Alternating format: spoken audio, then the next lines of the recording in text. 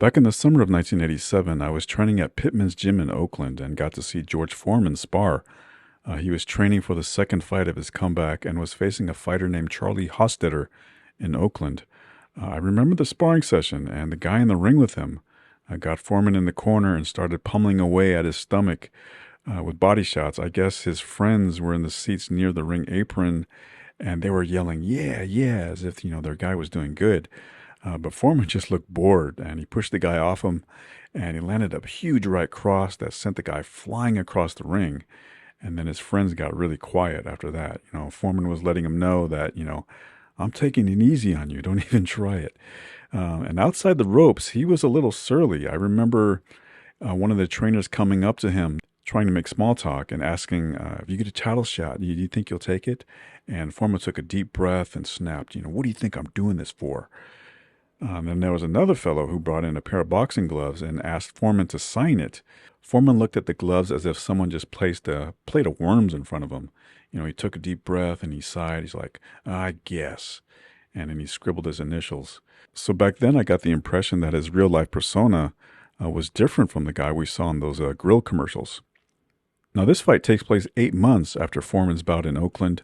He's still not being taken seriously by most boxing pundits. He's displaying some of the old power, but the fighters he's facing aren't giving him any return fire for the most part. He was scheduled to meet Sweden's Anders Eklund here, but turned down the Swede reportedly because of the Swede's size. Eklund was 6'7" and weighed 240 pounds.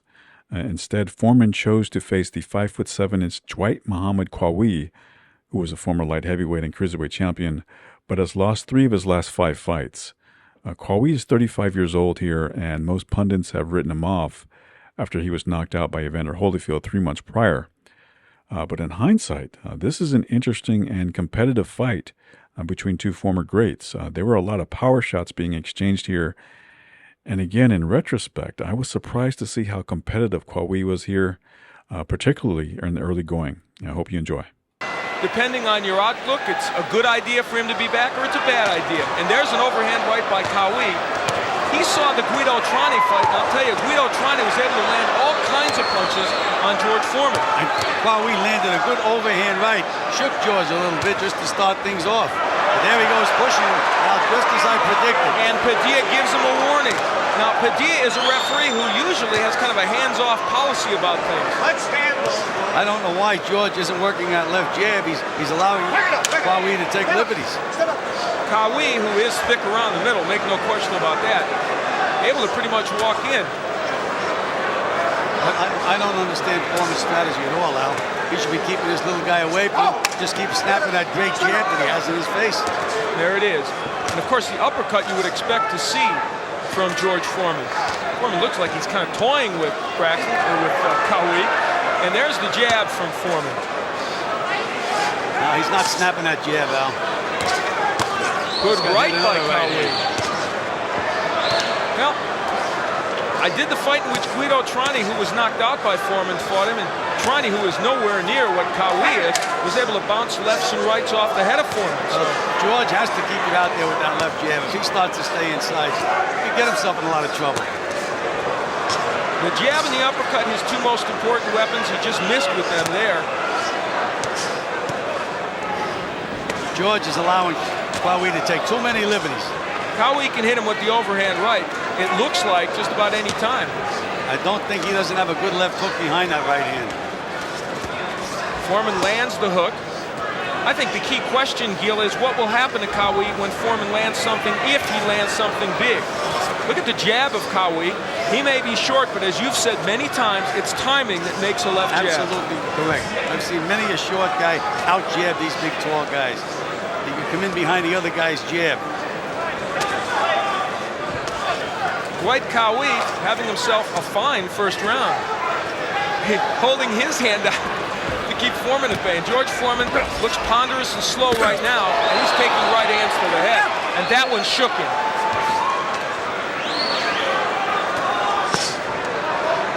Body shot by Foreman. 2 good body shots, Al. Well, this fight starting as Qawi would like it to.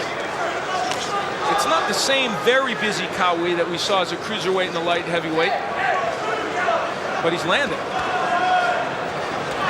There's the right and the left by Foreman. Hey, guess what? It didn't knock Qawi down. Also disagree with, but they have him doing it. Well, at least it shows he can do it. Uh-oh. For Qawi, the left hook lands, and if he keeps getting hit with those punches, he's going to have a problem.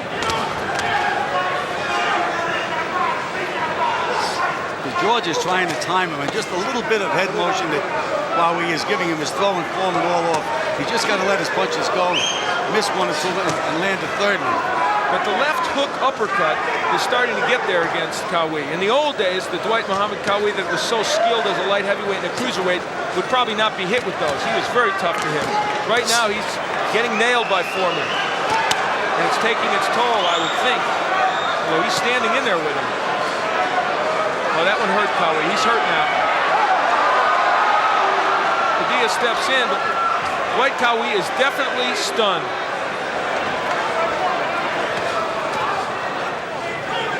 A much slower Dwight Muhammad Qawi, but it's a pretty slow Foreman as well. There's the jab by Foreman. That's what he should be using. Good left hook by Qawi, and another good left hook. Foreman pushes him off, and a right hand, and another right hand. George Foreman felt those punches. He is getting nailed with some big shots now by Qawi, and Qawi with the jab that lands. And Qawi is talking to him. Qawi was hurt earlier, now he's back against the ropes. Oh! Snap that jab. Right hand by Qawi, and that woke up the crowd and woke up Foreman a little, but he doesn't back up. He keeps coming. Throws a bizarre right hand to the back of, oh, there goes. Something hurt Qawi to the back of the head. Looked to me like it got hit in the back on the kidneys, Al. Now, is that a knockdown or not? I guess not. I guess whatever it was. Boy, it was very tough to see what that was. Something hurt him. Well, Foreman just nailed him with a pretty good right hand.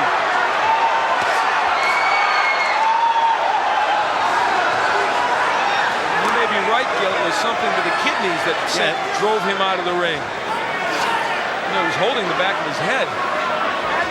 It was not called a knockdown, apparently. There was no... Well, the referee didn't give us any indication of what it was. There was no 8 count. So with Qawi on the deck, he should have at least given us some kind of... And now Qawi is landing some pretty good short punches himself. Uppercut hurt Qawi, but we've said that before, and he seems to come back. Foreman under the microscope, to be sure. People looking at what he has and what he doesn't have.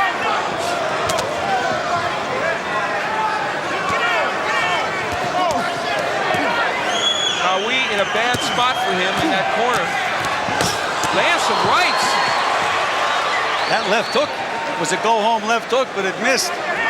Under a minute left to go in round 3. In a round in which both men have landed big shots just like the second round. Again the right by Qawi, a counter right. George doesn't seem to have any snap in his punches at all, Al. They're so ponderous, they're pushing punches. And that's probably why Qawi's still standing, because he's landed some big shots. There it is again, the right hand. Those are not tremendous punches, because as Gil said, they're not being delivered properly. His big punch, his best punch is still that left jab, but he's not using it. Big left hook by Qawi. Dwight Qawi doing what Guido Trani did so well, those overhand hooks and overhand rights, getting there. For George Foreman, defense is not his strong suit right now. Well, because he pulls his hand so far back before he punches. George Foreman can hit. Fire yours right back. Wide open over top. That's one now. Come on now. Pep talk to Qawi. We're headed into round 4, longer than a lot of people thought this would go. It's a close fight. It certainly is, and George Foreman was just bouncing up and down like he's trying to feel his legs. There's all that pushing that I was telling you about that they were working on in the gym. In my opinion, you should be just working on punching with George, not pushing. The funny thing is, Qawi's strategy says if he can get George into the later rounds, George would be tired. George's corner strategy is to rough Qawi to make him tired. I mean, why don't they just depend on fighting ability instead of seeing if we can tired first. Maybe we should skip right. Good right hand counter by Qawi. Good combinations by Dwight Qawi. He's able to hold George off with one hand and throw that right hand with the other hand. Foreman better start punching. There's the jab. Uppercut by Qawi. And so what has been landed in this round primarily has been landed by Qawi. Lands Left hook by Qawi. Now he's taunting George just a bit. Well, Foreman is going to have to start putting a little snap, especially the left jab. There isn't much on George Foreman's punches right now. And George is starting to gasp for air, Al. Right hand by George Foreman that does very little damage to Qawi, or it appears. George looks disinterested, looking over at his corner. Lands the uppercut, not much there. Well, for the cynics that didn't think George Foreman should be doing this, they're probably making their case right now because he's not looking good. Well, you have to remember, as heavy as Qawi has become, he still was able to go 15 rounds with a guy like an Evander Holyfield. He has abilities. Oh, yes, he definitely does. There's no question about that. Now, he was hit with 3 good shots by Foreman. Gil, I don't know about you, but I have my answer. I think that Foreman is not going to knock him out with... One of the greatest, yes, if not the greatest. Who won the title, interestingly enough, Good right hand by Qawi to start the round. And George is not keeping him at a distance. And again, he got warned by the referee. For the elbow, and appropriately so. And he shakes his head yes, but he still threw the elbow. We're in the round 5. It's scheduled for 12. Most don't expect it to go that far, but most are scheduled for 10, excuse me. But most people didn't expect it to go this far. There goes Qawi down again. He just got pushed by George and fell down. Wow. This is exactly what Jimmy Young did, you know, in the first fight. In the first round, Foreman started to push him, and Jimmy Young let himself fall down a couple of times. He got the entire crowd on his side. Can they go 10 rounds? We'll find out. They're in the 5th right now. Qawi, what is he doing? Is he quitting? I think Qawi is really very tired now. He's letting it all hang out. Well, presumably he's mad about some tactic that Foreman is using, and Foreman's used a few strange tactics, but he just walked away there. Well, we mentioned before the fight that George is so big and strong. If he starts doing this pushing, it's going to make it look ridiculous. Hey, now George has got that left hand where he can nail it.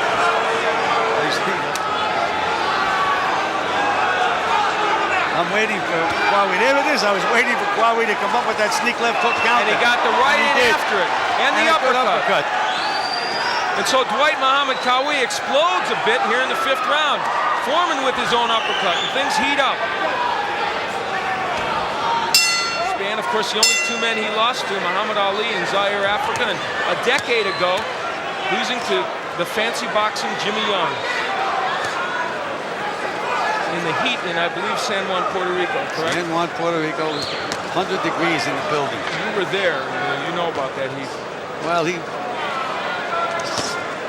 that was about as much snap as I've seen George have on a punch tonight. A little left hook. He has not gotten leverage on his punches. He's landed some big ones, according to Qawi for low blows. Qawi landing a couple of good shots.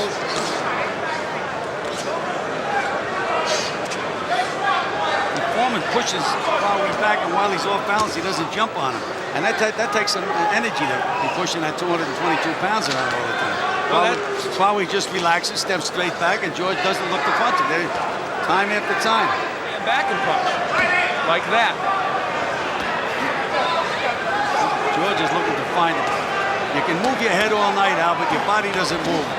George be trying to throw some real bombs downstairs. He's really not trying to hit the body of Qawi. He's landing in this round, no question about that. He's having a good 6th round. And he got nailed. Qawi lands a short right hand and a left hook. Another hook by Qawi. Foreman just pushes him off. But you have to start thinking decision here if this fight keeps going and start talking about who's landing more punches. Foreman's had a pretty good 6th round, but Qawi came with a couple of big shots. Well, if this fight continues this way, I think we're going to see a very controversial decision. It does have split decision written all over it. Right hand by Foreman, and that uppercut hurt. He faked him out. Wow. He faked out Foreman, then came back with a right hand. That was fascinating.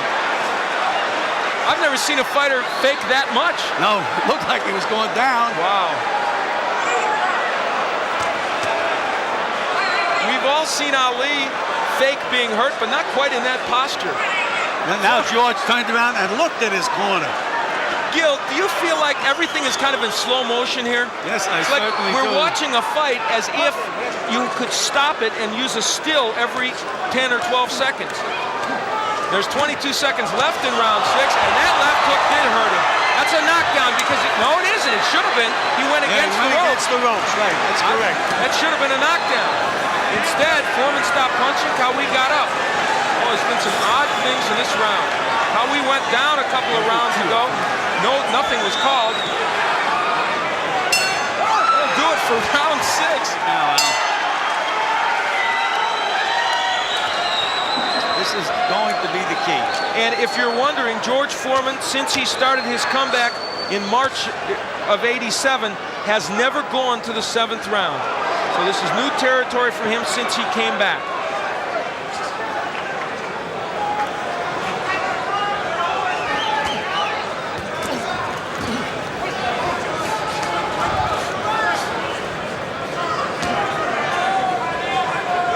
Some blood on the front of Qawi's trunks, but I can't spot where he's bleeding from, Al.